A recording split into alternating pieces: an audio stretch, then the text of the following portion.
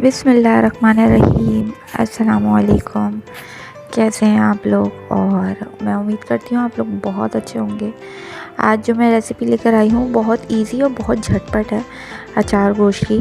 और यहाँ मैंने योगर्ट ले लिया है और अचार गोश्त का मसाला, और इसे मैंने अच्छे से मिक्स कर लिया है। और इसके बाद मैं इसमें ऐड करने वाली हूँ अदरक लहसुन जिंजर गार्लिक पेस्ट, और इसके बाद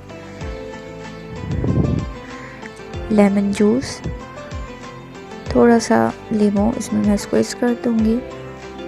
और यहाँ मैंने लिया है मीट टेंडराइज़र। अगर मीट टेंडराइज़र नहीं है तो आप पपीते का पेस्ट भी ले सकते हैं। और यहाँ मैंने बीफ लिया है, मैंने छोटी छोटी इसको कट्स में बोटियों में बना लिया था क्योंकि ये ज़रा जल्दी टेंडर हो जाते हैं।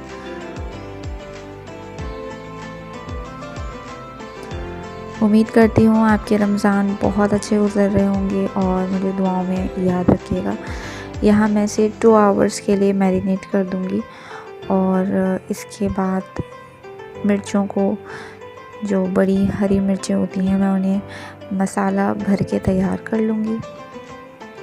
यहाँ मैंने अचार गोश्त के मसाले में लेमन जूस स्क्वीज़ कर दिया है, निचोड़ लिया है।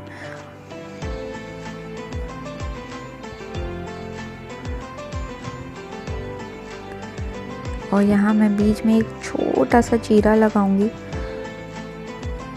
और इसके बाद मैं इसे थोड़ा सा क्लीन कर कर इसके अंदर के जो सीड्स होते हैं उसे हटाकर इसके अंदर मसाला फिल कर दूंगी।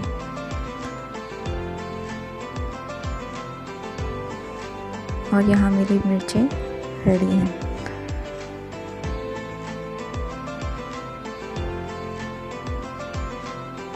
इसके बाद मैंने एक पैन लिया, उसके अंदर ऑयल डाला, टोमेटो पेस्ट, मैंने सिर्फ यहाँ पे 2 टमाटर लेकर उसको पेस्ट बना लिया था।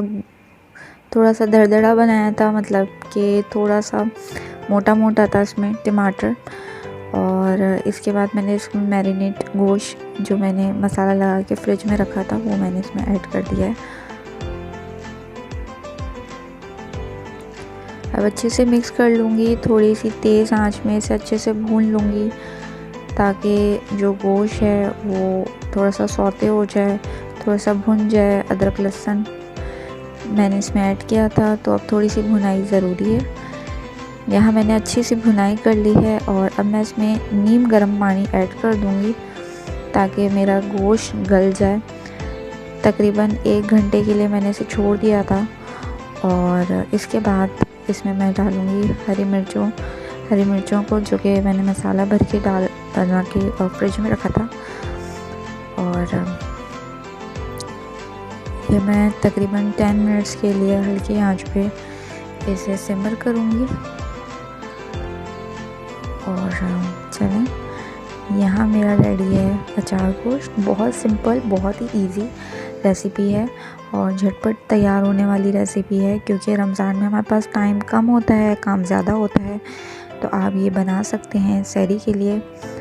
और मुझे अपनी दुआओं में याद रखिएगा। इस चैनल को सब्सक्राइब करना, लाइक करना मत भूलिएगा।